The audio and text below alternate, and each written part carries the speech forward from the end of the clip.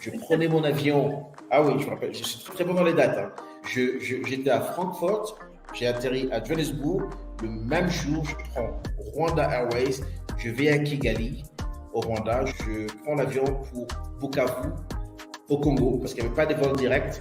Donc, j'arrive à Bukavu, je me rends compte que dans le même avion, je suis avec le CEO d'une grande compagnie canadienne minière qui s'appelle Banro, et on prend l'hélicoptère de Banro qui nous amène justement dans le site. J'ai vu comment ça fonctionnait, j'étais ébloui.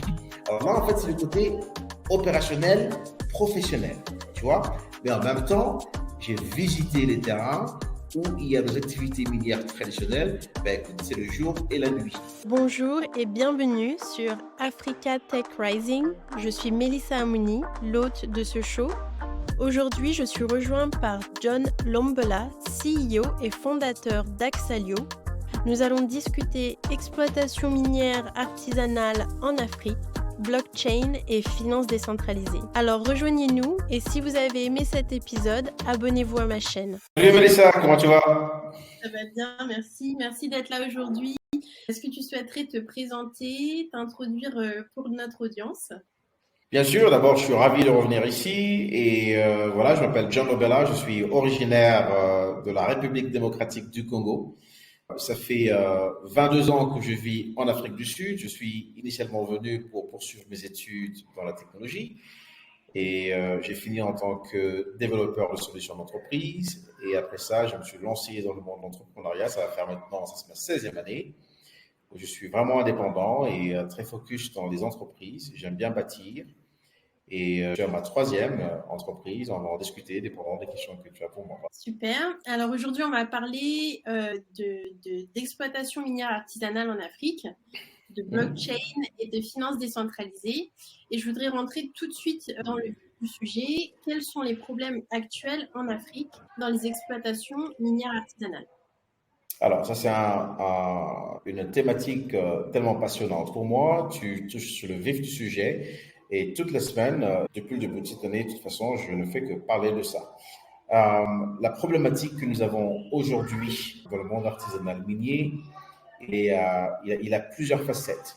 À la fois le côté environnemental, à la fois le côté santé, mais aussi en fait à la fois le côté de manque de capitaux. Alors, ce sont là en fait les différents points que mon entreprise et mon équipe et moi-même avons décidé de pouvoir mettre en place pour répondre justement à ces problématiques. Alors, je vais essayer d'aller beaucoup plus en détail par rapport à chacun des points. Donc, si on devrait prendre en fait le côté environnemental par exemple, c'est vrai que le secteur artisanal minier contribue largement à mobiliser en fait les différentes ressources qui sont aujourd'hui nécessaires pour l'énergie, la transaction énergétique globale, entre autres les matières critiques, comme on aime bien le dire, les critical minerals en anglais. Tu as le cobalt, tu as le cobalt, le lithium, tu as le nickel, le tin, le tantalum, ce que tu veux. Donc, ceux-là font justement partie des composantes importantes et tout ce que tu veux. Mais les pratiques traditionnelles d'extraction de ces commodités n'est pas forcément, si je peux le dire comme ça en anglais, on va franciser un peu notre langage.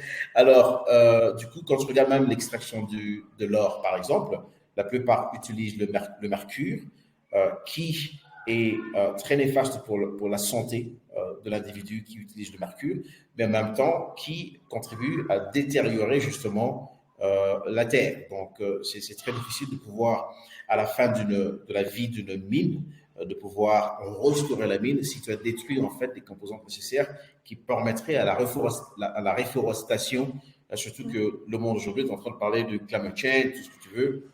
Donc, on doit gérer en fait ces aspects-là. Donc, du côté environnemental, c'est très important que les pratiques minières déploient des solutions durables qui sont à la fois en train de protéger justement la santé de ces individus, mais en même temps, en fait, protéger la terre. Parce qu'à la fin d'une mine, et il y a des exemples très concrets, entre autres en Nouvelle-Zélande, où la fin d'une mine, il y a eu un projet de reforestation, donc de restaurer justement la mine.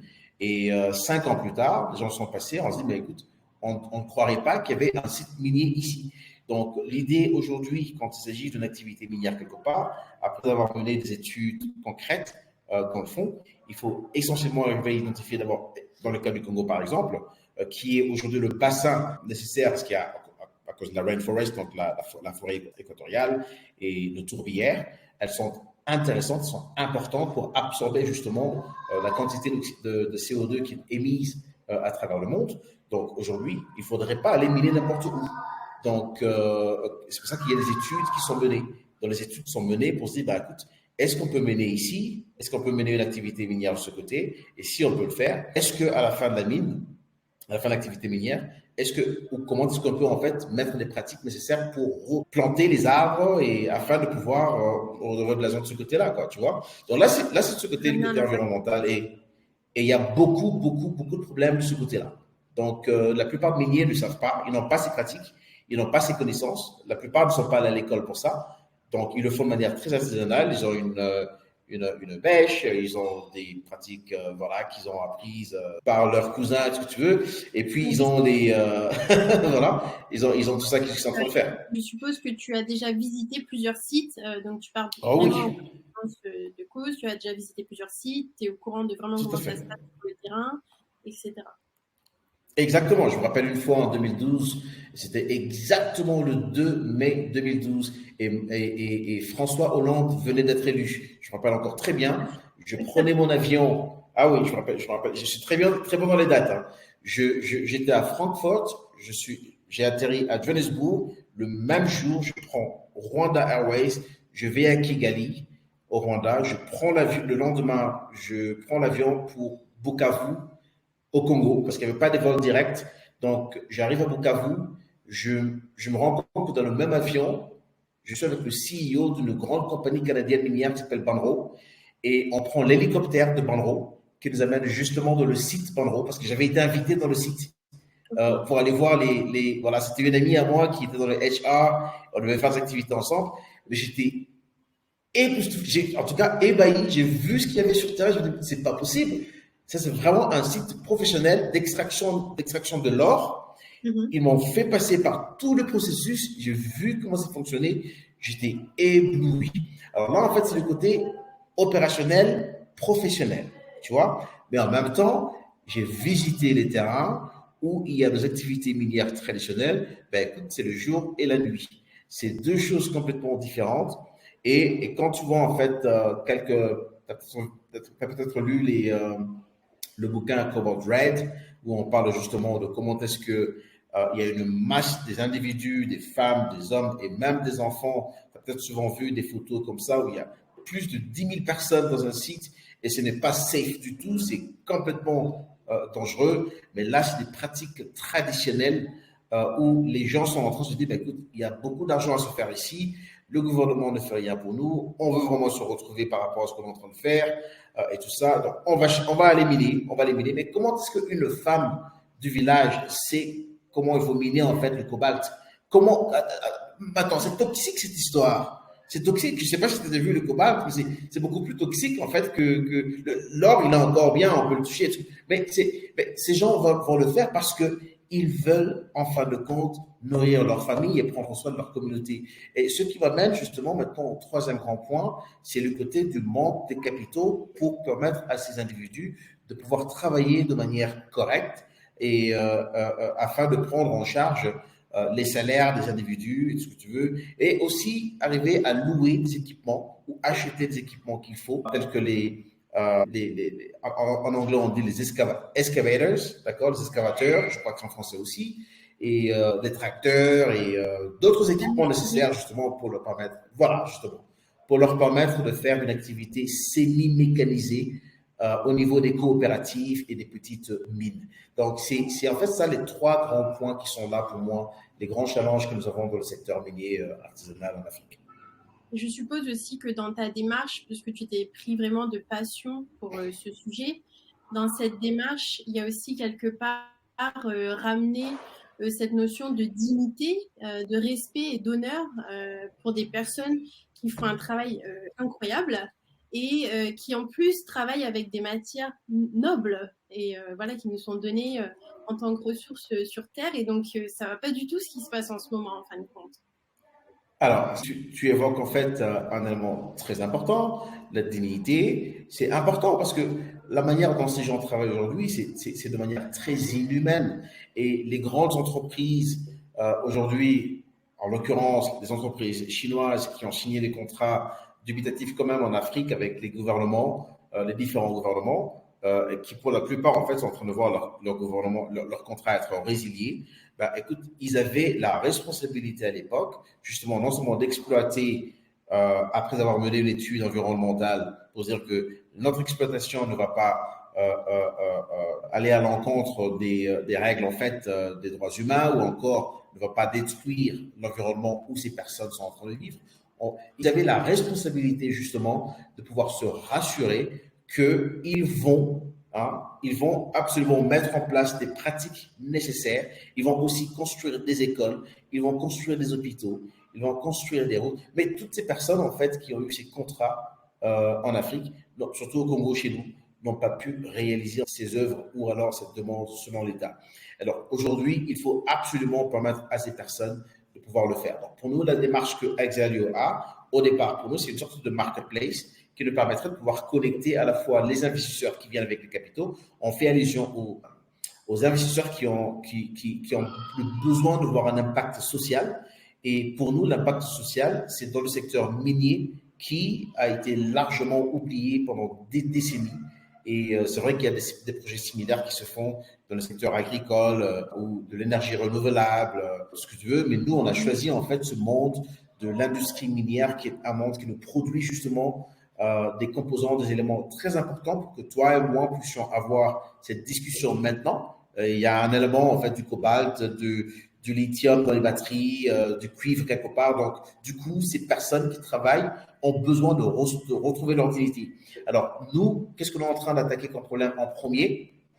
C'est celui de leur pouvoir, en fait, les capitaux nécessaires et de nous présenter comme étant l'acheteur principal qui, en fait, va non seulement acheter de leur minerai, mais en même temps, leur donner accès aux capitaux, aux outils, aux équipements nécessaires pour leurs travaux. Mais on le fera avec notre écosystème des partenaires qui vont se joindre à cette mission. Et bien sûr, dans le parcours, se rassurer qu'ils sont formés sur les pratiques nécessaires, les pratiques essentielles, mener cette activité en fait dans le secteur, et aussi voir qu'il y a une bonne représentation des femmes qui travaillent, mais aussi se rassurer que les enfants ne sont pas utilisés pour mener en fait ces activités dans ce secteur, et aussi voir en fait le niveau de compréhension financière. Donc on va les aider dans cette inclusion financière, les enseigner par rapport aux éléments basiques. Donc on a fait tout un planning, tout un plan, une roadmap sur 6 différentes phases que l'on va commencer à exécuter. On va commencer par un projet pilote que l'on va mener sur 12 mois. C'est pour ça que tu me vois de manière très acharnée maintenant en train de bosser dur avec nos partenaires en Europe. Je fais ce voyage pour rencontrer des potentiels investisseurs. Mais vraiment, de plus en plus, notre projet est reçu avec beaucoup d'optimisme. On se dit qu'on a une mission très noble et on nous accompagne par rapport à cette perspective. Il y a le côté technologie, il y a le côté opération, il y a le côté régulation, il y a le côté compliance, et il y a le côté finance et tout ce que tu veux. Il y a le côté maintenant sustainability. Il y a le côté ESG à considérer aussi. Donc tous ces éléments sont un ensemble, une panoplie des choses qu'on est en train de vouloir accomplir au travers des activités sur le moyen et long terme. Donc du coup là, on a mis en place la vision de ce qui est actuellement l'industrie minière en Afrique. On a parlé voilà, des problèmes et notamment ce problème de capitaux. Et donc là, je voudrais intégrer cette notion de blockchain et de finances décentralisées dans ce sujet dont on vient de parler. Donc, quelle est ta vision en fait, par rapport aux technologies? Tu viens de le dire, la notion technologique, par rapport aux technologies, à la blockchain et de manière plus avancée à la finance décentralisée. Est-ce que ce serait possible d'apporter des capitaux à l'industrie minière en Afrique à travers ces technologies? Oh oui, absolument, absolument. Ça, c'est indéniable. Écoute, une des raisons pour nous de pouvoir intégrer la blockchain, tu sais, la blockchain n'est qu'un enabler. Et je vais expliquer tout à l'heure pourquoi on est en train d'intégrer la blockchain, même si elle n'est pas nécessaire au tout début de nos opérations, mais elle deviendra nécessaire parce qu'elle nous permettra de pouvoir mettre en place nos opérations, nos stratégies et que la blockchain puisse le rendre beaucoup plus palpable. D'accord. Le premier point sur la blockchain, pour nous, c'est de pouvoir attirer les capitaux. Donc, comment on va attirer les capitaux? On va attirer les capitaux, pas forcément en lançant un token pour pouvoir trader, non, ou alors en mettant des tokens dans un algorithme, dans un marché d'échange pour trader. Non, c'est pas ça. On veut en fait faire ce qu'on appelle une offre financière à la communauté des cryptonautes, d'accord, mais aussi les gens qui ne sont pas des crypto experts, de pouvoir participer à staker en fait leurs tokens, d'accord, s'ils ont du Bitcoin, de l'Ethereum, ce que tu veux, mais nous on récupère en fait ces monnaies en stablecoin. Donc, la monnaie stable qui nous permettra justement maintenant de déployer ces fonds dans une opération cible identifiée par rapport aux objectifs que nous voulons accomplir. Donc, j'explique. Tu es la petite mine, tu veux avoir accès à 250 000 dollars pour les opérations, mais c'est pour quoi en faire? Ces 250 000 dollars, c'est pour louer, par exemple, les équipements dont on a évoqué tout à l'heure, et c'est pour aussi faire des paiements de salary advance par rapport à ton staff que tu vas employer. Donc, du coup, tu sais qu'il y a une source sûre qui n'est pas forcément une banque traditionnelle qui va te faire passer par 10 000 questions et avant de pouvoir te dire non. Maintenant, tout de suite, en fait, on voit une opportunité là-dessus. On met les mesures de due diligence en place pour poursuivre justement le terrain, mais on se met au milieu, d'accord, pour faire non seulement les prospections, mais aussi, en fait, l'accompagnement, voilà, parce que la plupart, en fait, ne savent pas être accompagnés du côté technique et financier. Donc, nous, on est là pour faire l'accompagnement et avoir une visibilité par rapport à l'activité qui va se passer sur le terrain. Donc, du coup, tu es rassuré en tant que petite mine qu'au travers d'Axialeo, ta marchandise va être définitivement achetée, du coup, avec un prix excellent par rapport aux accords que l'on aura eus. Et tu sais aussi qu'on peut t'accompagner de bouger de quitter en fait le côté traditionnel, d'utiliser les bêches, les pioches, tout ce que tu veux, et t'emmener dans une opération semi-mécanisée où en fait on a des partenaires qui sont là, qui t'accompagnent avec les équipements qu'il faut, dont tu as besoin, mais à la fin du mois, tes salariés, tes mineurs qui travaillent chez toi sont payés un salaire noble. Au lieu de gagner $1 le jour, par exemple, ou $1 le mois, ou je ne sais pas combien, mais écoute, il faudra à la fin du mois pouvoir rémunérer ces personnes avec un salaire quand même assez acceptable où ils regagnent leur dignité, que je veux dire, ben écoute, nous on gagne seulement $1 le mois, $1 le jour et donc $30 le mois, alors que vous exportez beaucoup de minerais et tout ça. Non, il faut vraiment que cela puisse changer et redorer le blason de ce côté-là. C'est un peu ça la mécanique qu'on est en train de faire. Alors, blockchain, le premier point, le premier pilier, c'est agréger en fait les capitaux.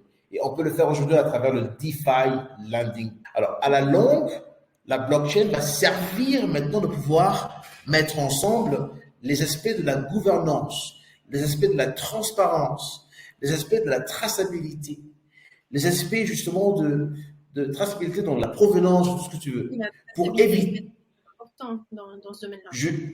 Justement, donc pour éviter la fraude, pour éviter la corruption, pour éviter justement, parce que maintenant, les aspects de la fraude, de la corruption et de la transparence sont les problèmes qui nous permettent en fait de répondre, enfin, sont les éléments qui nous permettent de répondre à la problématique que fait face les investisseurs. D'accord? Les investisseurs ou même les buyers, les acheteurs, du côté de upstream. Ils disent, ben écoute, oui, on sait que le Congo, c'est un pays où il y a tous ces minéraux. On a plus de 1113 minéraux distincts qui existent dans ce pays, mais on sait aussi que c'est un pays où il ne faut pas faire ces transactions parce qu'il n'y a pas ça, il n'y a pas ça, il n'y a pas ça. Il n'y a pas, écoute, la corruption, elle est assez élevée. La transparence n'existe pas. Et ainsi de suite. Donc, du coup, au travers d'Axialeo, on va mettre en place ces éléments-là. Et la blockchain, du côté technique purement, nous permettra de pouvoir rendre cela possible. Donc, la technologie en soi nous permettra de le rendre possible. Mais côté finance décentralisée, l'agrégation des capitaux viendra vers les DeFi Lending Pools pour nous permettre, par rapport à la phase 1 de notre projet, de déployer ces fonds là où il se faut et mener des transactions comme il se doit. Alors, à la phase 2 du projet, la tokenisation maintenant des actifs extraits qui sont homogènes et transparents, physiques, palpables, que l'on peut toucher, entre autres, à l'occurrence, l'or, par exemple. C'est-à-dire qu'une fois qu'on en a déjà miné, voilà. Déjà miné, on ne parle pas de... Dans ta phase 1 où on utilise les lending pools, les DeFi lending pools, on ne parle pas, comme ça se fait actuellement, de préacheter des ressources qui ne sont pas encore minées. C'est ça? Là, on parle vraiment juste de lending pool pour un... Exactement. Exactement. Parce que si tu... Voilà, alors, exactement. Donc, parce que du coup, si tu te dis, ben, écoute, je vais tokeniser un actif qui n'est pas encore miné, tu cours le risque de la fluctuation qui est liée à la fluctuation du prix de l'actif en soi. Parce que si, par exemple, tu fais un commit à un prix où l'or était à 70 000 $, par exemple, et que bon, au moment de la transaction, l'or baisse, il est à 60 000 $, ben, tu cours un grand risque par rapport à cette transaction-là. Donc, du coup, on n'est pas intéressé à le faire. Donc, nous, on va tokeniser seulement par rapport à la deuxième phase, on va tokeniser uniquement ce qui est palpable, vérifié, et il est invested. Ça veut dire qu'il est passé par une raffinerie, il a été raffiné à 99,9% et il est mis dans un vault à Singapour, à Hong Kong, en Afrique du Sud ou même à Zurich, dans une free trade zone. Et un peu comme on le voit dans les films, hein, les barres qui brillent, tout ce que tu veux, qui sont très jolis et bien jaunes. C'est ça maintenant, après une vérification indépendante, c'est cela que l'on pourra maintenant tokeniser. Cependant, nous pouvons aussi en fait implémenter un autre mécanisme où les NFT pourront venir en fait en marge. Et ça veut dire quoi? Que on peut donc, du style NFT, les futurs revenus d'une activité minière. Alors ça, c'est intéressant. Donc j'explique. Ça veut dire que si une activité minière existe en ce moment et qu'on fait une levée des fonds en forme NFT, je lève par exemple 15 millions de dollars, je donne un exemple bête pour l'instant, 15 millions de dollars pour une opération X dans un site minier Y qui se retrouve dans une zone Z. Alors, l'idée pour moi maintenant serait, OK, je vais arriver à tokeniser en fait les futurs revenus en forme de la mine. Donc, ça veut dire quoi? Que tous les investisseurs qui ont participé à la levée de fonds et qui ont reçu par contre des NFT qui représentent en fait une part du revenu futur de l'activité minière. Donc, ça veut dire que chaque fois que je vais miner, d'accord, les royalties là vont aller maintenant comme dividende dans les NFT. J'explique. C'est-à-dire que si on a une opération, on a 15 millions, on déploie, et ça nous coûte par exemple, allez tiens, on achète des équipements, on a toute une opération qui va nous coûter 15 millions de dollars justement, ou 16 millions de dollars, tout ce que tu veux. Mais on commence à avoir une extraction minière qui, voilà, au début c'est 20 kilos d'or par exemple, et supposons que ça nous prend 6 mois ou 10 mois d'assemblage de l'opération d'abord, et que c'est seulement l'année qui suit que l'on commence à être opérationnel, on commence à extraire. Alors, on commence par 20 kilos, éventuellement, on est à 50 kilos, éventuellement, on est à 100 kilos. Bon, 20 kilos au taux d'aujourd'hui, bon, j'arrondis en moyenne, c'est 1,2 million de dollars chaque extraction, par exemple. Et après ça, maintenant, quand on a payé les taxes, on a payé tous les frais qu'il y a, et puis on a notre off-take agreement qui prend le tout. Donc là, on a une marge bénéficiaire qui pourra maintenant partir chez les NFT holders, OK, pour dire, écoutez, voilà, vos royalties.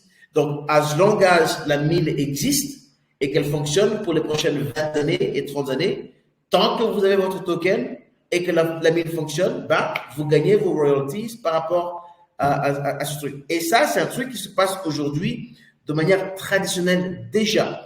Mais de manière traditionnelle, les royalties ne vont seulement que chez les investisseurs qui ont investi dans l'activité minière. Alors, l'avantage du côté de la finance décentralisée avec le DeFi et la blockchain, c'est que si on fait une levée de fonds en mode NFT, it doesn't matter où l'individu est avec son wallet. Il peut être en Chili, au Brésil, il peut être au Mexique, il peut être en Russie. Donc, du moment qu'on permet à ces personnes de pouvoir participer à notre wallet et le smart contract, d'accord? Il y a une traçabilité par rapport à l'activité minière et chaque fois qu'il y a des dividendes qui ont été reportés publiquement, ces dividendes sont payés et tous les NFT holders vont être payés proportionnellement au montant qu'ils ont contribué sur le projet quand on a fait le levée de fonds, ainsi de suite. Donc ça fait partie des différents cas d'usage où la blockchain devient le plus intéressant justement par rapport à ça. Voilà.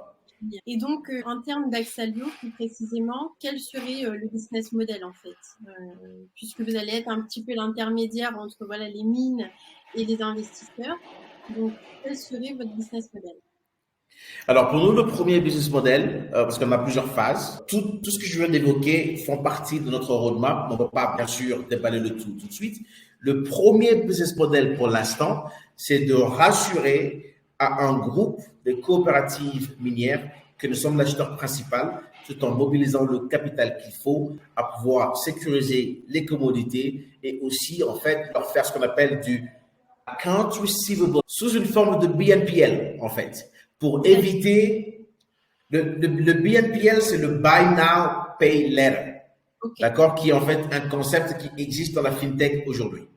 L'avantage du BNPL, c'est que c'est indirectement du micro-lending, indirectement, mais sans forcément un taux d'intérêt. Alors, comment est-ce que tu te fais de l'argent? Tu te fais de l'argent à la source parce que bon, quand tu fais de l'advance BNPL, par exemple, et Amazon le fait aujourd'hui, tout le monde le fait, toutes les grandes boîtes le font aujourd'hui. Clara, par exemple, je crois que c'est Klarna, c'est ce modèle. C'est ce modèle, d'accord, le BNPL. Et elle est aujourd'hui dans quelques licornes déjà, en fait, à plusieurs milliards de dollars de valorisation en Europe. Mais en fait, ce modèle nous permettra de pouvoir permettre aux milliers de ces coopératives de toujours avoir accès au cash. Et nous, maintenant, l'accord sera, écoute, quelle que soit la fluctuation du prix, je veux en fait un pourcentage. D'abord, je te garantis l'achat de tout ce que tu produis, parce que mais quand je l'achète à un taux réduit, ce qui me donne en fait une marge d'arbitrage de pouvoir maintenant déverser sur le marché international dans mon marketplace. Donc, le marketplace, j'ai les investisseurs d'un côté qui viennent pour justement participer et profiter des retours, donc des yields qui leur seront payés, d'accord? Et de l'autre côté, j'ai mes acheteurs, donc dans le upstream, qui veulent justement avoir accès à ces commodités, mais qui ne veulent pas venir en Afrique. Donc, du coup, en fait, on est en fait comme ce marché intelligent qui sait en fait faire un bon brokering de ces opportunités à la source, mais en même temps, on veut absolument redonner le côté, comme tu l'as bien évoqué, noble des activités de ces gens. On veut qu'ils soient suivis. Et à la longue, maintenant, la deuxième phase du projet, ce sera l'inclusion financière. Nous voulons maintenant nous rassurer que ces individus sont payés tel qu'ils se doivent. Par exemple, que le salary payment soit fait au travers d'une plateforme Axalio, que le paiement soit fait au travers Axalio, qu'on leur donne les mécanismes de mobile money et ainsi de suite au travers Axalio. Du coup, on va fidéliser en fait une communauté des mineurs et à la longue, nous voulons avoir en fait plus de 10 000, plus de 20 000, plus de 50 000 milliers qui vont maintenant trouver que Axalio, voilà, et Axalio est notre, si on pense minier, on pense finance, c'est Axalio. On veut avoir un compte bancaire, c'est Axalio.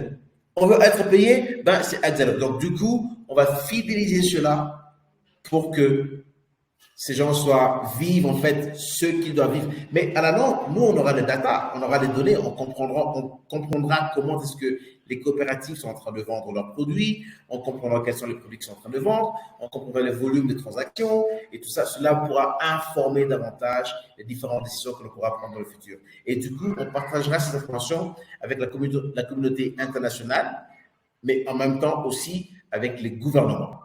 Et indirectement, maintenant, la diaspora africaine qui veut investir en Afrique et qui veut avoir des rendements solides saura qu'il y a ce côté-là. On dit souvent, oui, bon, vous signez des contrats chinois, mais ce contrat, à qui va profiter de l'or? Mais attendez, cet or va vous profiter à vous aussi. Venez investir dans Axalio et venez devenir un membre, ouvrez un compte bancaire dans Axalio parce que vos fonds, dans un futur très proche, d'ici 2-3 ans, doivent contribuer au développement socio-économique de nos différents pays en Afrique. Voilà, c'est un peu ça. Et bien sûr, tout ça, ça va être possible grâce, encore une fois, à la blockchain et à la finance décentralisée. Dans un contexte traditionnel, ce serait extrêmement complexe. Extrêmement complexe, exactement. Pouvoir investir en Afrique, alors que maintenant, grâce à la blockchain et à la finance décentralisée, on peut juste prendre notre téléphone, aller sur une app, télécharger un protocole et investir. Exactement. Donc, on aura à la fois la finalité pour nous, phase 6 de notre roadmap, on aura vraiment un modèle Revolut, mais qui est basé sur les richesses naturelles de l'Afrique et en l'occurrence dans le secteur minier. Et si on trouve qu'on peut répliquer ce modèle dans le secteur agricole, ben pourquoi pas? On va le faire aussi dans le modèle agricole parce qu'on aura tout appris du modèle traditionnel, du modèle minier, et on pourra le faire aussi dans l'énergie renouvelable, tout ce que tu veux. Donc, c'est un peu ça en fait la finalité de déjà que dans les secteurs miniers, c'est déjà un marché absolument énorme.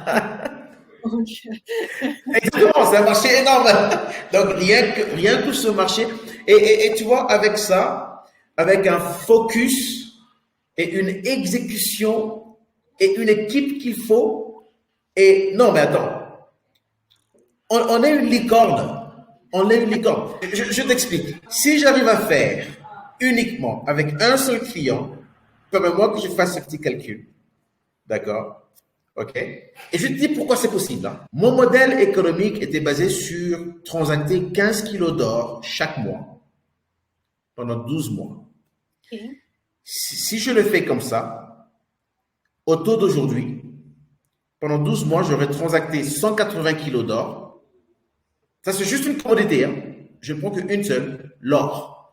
Et je peux le repliquer avec le cobalt, le lithium, le scrap, ce que tu veux. L'or, pour l'instant. Le taux d'or aujourd'hui est j'arrondis à 60 000 $. Ça me fera 10 800 000 $ de transactions en une année. 15 kilos d'or. Tout ce qu'il me faut pour avoir 15 kilos d'or, il me faut environ, je vais arrondir, donc si je le prends à un taux de, prenons 50 000 $. D'accord, je l'achète à 50 000 $. OK. Alors pour 15 kilos d'or, il me faudra simplement, je prends 15 kilos d'or à 50 000. OK, bah, il me faudra environ 750 000 $. D'accord? Donc, si j'ai une seule fois 750 000 $, je fais un revolving chaque mois dans mon upstream. Tout ce qu'il me faut, c'est sécuriser mon downstream. D'où je ne parle pas aux grosses entreprises, mais je parle aux artisanaux miniers qui veulent que j'achète cela d'eux. D'accord? Je simplifie les calculs ici.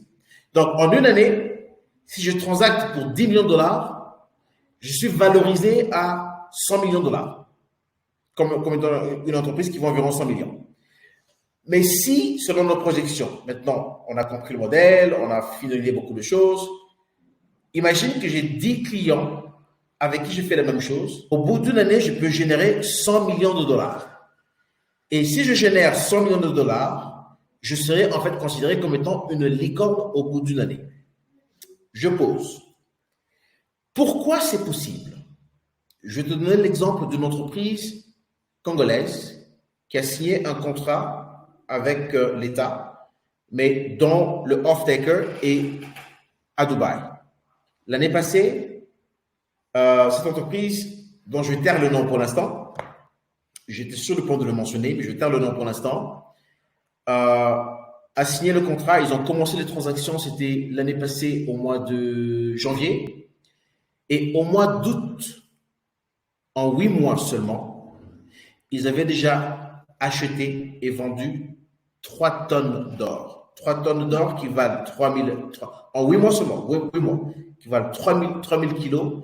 Et si je fais 60 000 $, ils ont dû en 8 mois seulement acheter 180 millions de dollars d'or. Et c'est venu de qui? C'est venu de petites mines, des artisanaux miniers. Alors, c'est pour te dire que c'est faisable, c'est possible. Et maintenant, il y a une traçabilité par rapport à ça pour se dire, ah tiens, en 6 mois seulement, ou 8 mois seulement, on a pu bouger 180 millions de dollars d'or. Qu'est-ce que l'on peut faire si ce processus est mieux tenu et peut être repliqué avec plusieurs coopératives qui existent à travers le pays. Et maintenant, tu prends ce modèle, de là, tu l'amènes au Ghana, tu l'amènes en Guinée-Conakry, au Niger, au Mali, au Burkina Faso, en Zambie. D'accord? Et là, j'ai juste parlé de l'or. Maintenant, fais-le avec le cobalt. Fais-le avec le lithium. Fais-le même avec les déchets qui sont utilisés pour, en fait, le recyclage, qui est une autre grosse industrie. Tu vois ce que je veux dire? C'est vraiment un marché absolument énorme, ça c'est sûr, il n'y a aucun doute. Et du coup, pour Axalio, quelles sont les prochaines étapes de manière concrète? Alors, je sais que tu vas participer la semaine prochaine à la Startup Bootcamp à Amsterdam. Ouais. C'est ça, hein, C'est ça, ouais. Donc ça, j'imagine que pour toi, ça va être aussi un levier, enfin, je l'espère. Et quelles sont les étapes maintenant pour Axalio pour les 3-6 prochains mois, la prochaine année? Alors, dans les prochains 3 mois, nous sommes en train de vouloir finaliser notre MVP qui va justement faire un onboarding des investisseurs et aussi un onboarding des miniers. Alors, pour l'instant, nos clients, ceux qui nous payent, ce sont les investisseurs parce qu'ils achètent nos services et la vision derrière Axalio pour, comme retour, les dividendes, l'impact social, la durabilité par rapport aux objectifs ODD et tout ce que tu veux, d'accord? C'est ça, c'est eux qui nous apportent le capital pour l'instant. Ça, c'est des investisseurs. Je voudrais juste clarifier quelque chose. Les investisseurs, donc les investisseurs que tu recherches à l'heure actuelle, est-ce que c'est des investisseurs pour Axalio, le concept même, pour développer la technologie, etc. Ou est-ce que c'est des investisseurs qui sont intéressés par le marché des matières premières et donc Investisseurs, ok, ça c'est une très bonne question. On est là, c'est deux types d'investisseurs séparés. Donc, investisseurs dans Axalio pour la vision, la compagnie, ainsi de suite. Ce sont vraiment les equity investors. Pour ceux qui m'écoutent, ce sont ceux qui sont intéressés à vouloir bâtir la compagnie et faire partie comme equity holder de l'entreprise. D'accord? Ça peut être des angel investors ou des entreprises en equity, investor venture, ça c'est au niveau de... Mais les investisseurs dont je parle sont ceux qui vont être utilisateurs de notre plateforme. D'accord? Donc, ce sont ceux qui sont intéressés dans le secteur minier à pouvoir évoluer dans ce domaine-là. Alors, donc, la prochaine étape, c'est ça. C'est finaliser justement le côté de l'onboarding des investisseurs qui, eux, sont nos clients most valuable customers pour l'instant. Et aussi, en fait, matcher le onboarding avec le côté des minières, en fait, des coopératives minières. D'accord? Et donc, dans les 3 prochains mois, nous espérons déjà, d'ici le mois de juin, Dieu voulant, nous espérons déjà commencer à transacter à hauteur minimum de 50 000 et on est en train de voir aux alentours de 250 000 $. On peut faire ce revolving et tester notre projet pilote. Voilà, donc c'est un peu ça qu'on a comme objectif dans l'immédiat pour atteindre cette mission, quoi. Donc, clairement, là, Axalio est en train de passer à l'action. Là, on n'est plus du tout dans cette élaboration de concept. Là, voilà, passer à l'action, mettre les mains dans le cambouis, comme on dit en français, à être sur le terrain. Exactement. On est vraiment sur terrain, en train de tester, en train de poser des questions, en train de valider le concept, en train de fignoler notre MVP. Et justement, la participation dans le bootcamp, c'est pour accélérer notre trajectoire pour atteindre nos objectifs. Donc, c'est un peu ça que Axalio est en train de vouloir faire et accomplir dans les prochains 3 mois. Et du coup, pour terminer cette interview, est-ce qu'il y a des difficultés que tu rencontres, que tu souhaites partager? Parce que je voudrais que ce podcast soit aussi inspirant, voilà, pour d'autres entrepreneurs et que ce soit un endroit authentique pour partager. Est-ce que tu voudrais partager, voilà, quelque chose de sincère, d'authentique dans des difficultés que tu rencontres ou autres? Absolument. La plus grosse difficulté, c'est que être un entrepreneur africain noir est très difficile de pouvoir bâtir une vision aussi grandiose comme celle-ci. Parce que la difficulté de mobiliser les fonds nécessaires, de bâtir l'entreprise, elle est là, quoi. Et mon conseil pour la plupart des entrepreneurs dans n'importe quel domaine, c'est que si vous avez la possibilité de pouvoir faire du bootstrap et donc de payer, vous avez une source de revenus quelconque qui vous permet de vivre non seulement vos moyens, mais dans les normes qu'il faut, et vous avez une vision aussi grande pour votre projet, votre produit, votre entreprise, alors financez autant que vous pouvez le développement de votre projet, évitez les dépenses inutiles dans des trucs qui n'apporteraient aucun plus dans votre ambition, les boîtes, les sorties inutiles. Focalisez-vous sur utiliser cette seule source de revenus que vous avez pour le mettre entièrement dans votre projet afin de bâtir de l'idée à un concept palpable, même s'il n'est pas bon, le concept, même s'il n'est pas parfait, mais il est quelque chose qui peut articuler visuellement votre vision. Alors là, ce sera mon conseil vraiment pour tous les entrepreneurs. Cela vous permettrait d'aller sur terrain et tester vos idées afin éventuellement d'atteindre le niveau, le seuil où quelqu'un d'autre qui a l'argent sait voir que vous avez fait votre travail, vous êtes allé sur le terrain et il est prêt de pouvoir mettre son argent à vous aider à aller de l'avant. C'est difficile, sincèrement, d'être entrepreneur africain parce qu'on n'a pas les réseaux qu'il faut et on n'a pas la culture de prendre les risques à nos jeunes entrepreneurs africains. Et le tout dernier, c'est que mon conseil aussi, pour faire valoir vos idées, je vous encouragerai de participer à des accélérateurs. Il y en a plusieurs qui existent. Trouver des accélérateurs qui peuvent arriver à accepter votre idée, votre projet. Et le simple fait d'être accepté dans un accélérateur, c'est déjà la validation concrète de votre vision. Et ça veut dire que vous avez quelque chose d'intéressant. Et même si vous n'avez pas un produit fini, un produit concret, mais vous avez une traction qui prouve que vous pouvez arriver à bâtir votre produit dans les 3 mois qui suivent, c'est déjà quelque chose de très bien que les accélérateurs veulent et ils vont accélérer votre processus de pouvoir atteindre les investisseurs auprès de qui vous allez présenter votre idée et votre modèle commercial et éventuellement arriver à trouver un investisseur qui va investir dans votre projet, quoi. Mais la difficulté, sincèrement, Mélissa, je rajouterai un autre, c'est non seulement les finances, mais c'est aussi la qualité des individus qui puissent exécuter votre projet. Alors, choisissez correctement, choisissez très bien. Il y a beaucoup de jeunes gens qui sont intelligents. N'ayez pas peur d'approcher les jeunes Africains ou les jeunes individus qui ont 10 ans, 15 ans, 20 ans d'expérience et qui ont travaillé dans les grosses entreprises, les Google, les Facebook, les Microsoft, les grosses banques de ce monde. Approchez ces gens. Vous n'avez pas l'argent pour leur payer un salaire pour l'instant, mais discutez un modèle économique de conseiller spécial dans votre entreprise.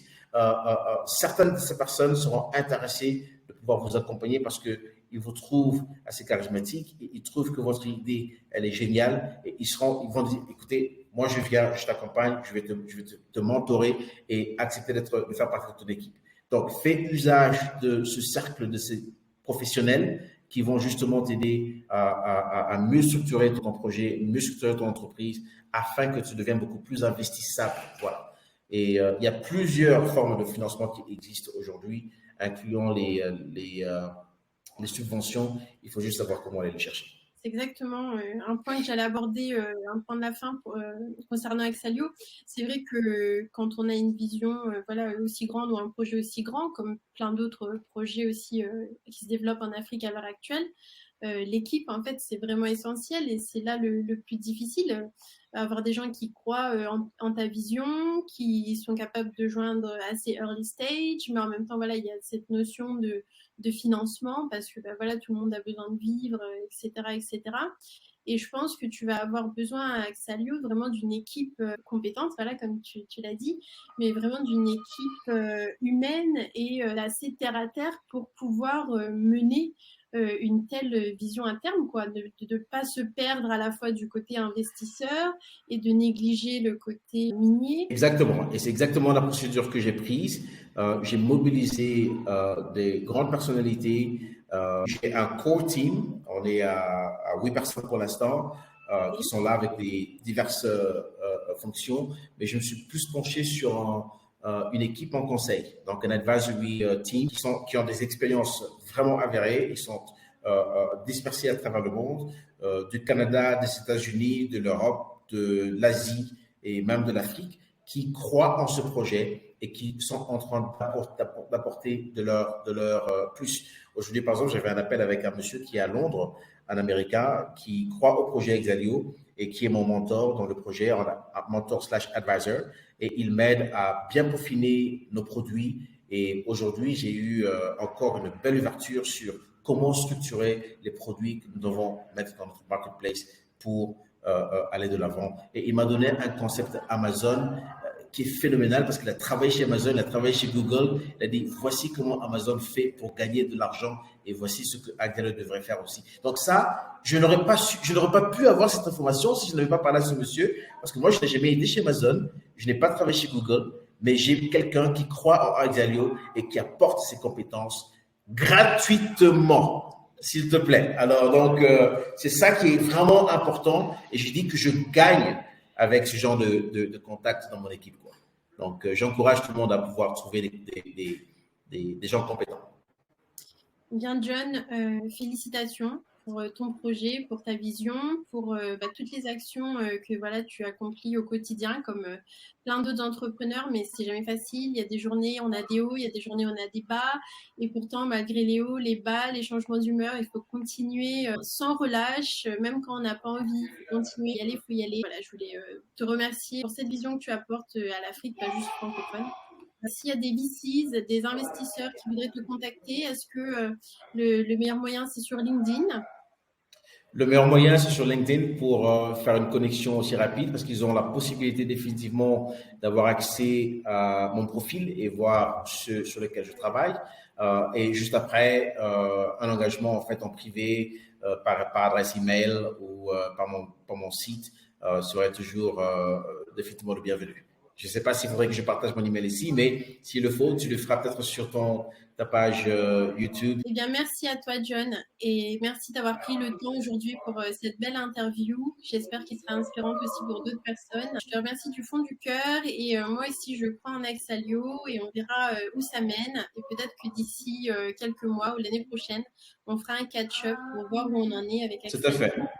Tout à fait. Tu fais partie des belles voix féminines qui sont intéressées dans la technologie blockchain et ce que l'on est en train de faire, que sincèrement, je crois que tu apporteras un plus dans Exalio. Donc, on est en train de paver le chemin pour ça. Et que Dieu nous garde vie, qu'il nous fortifie et qu'il nous permette de pouvoir réaliser tout ce qu'on est en train de faire. Et n'oublie pas non plus aussi de nous connecter à des potentiels partenaires un jour qui seraient intéressés pour pouvoir faire partie de ce parcours.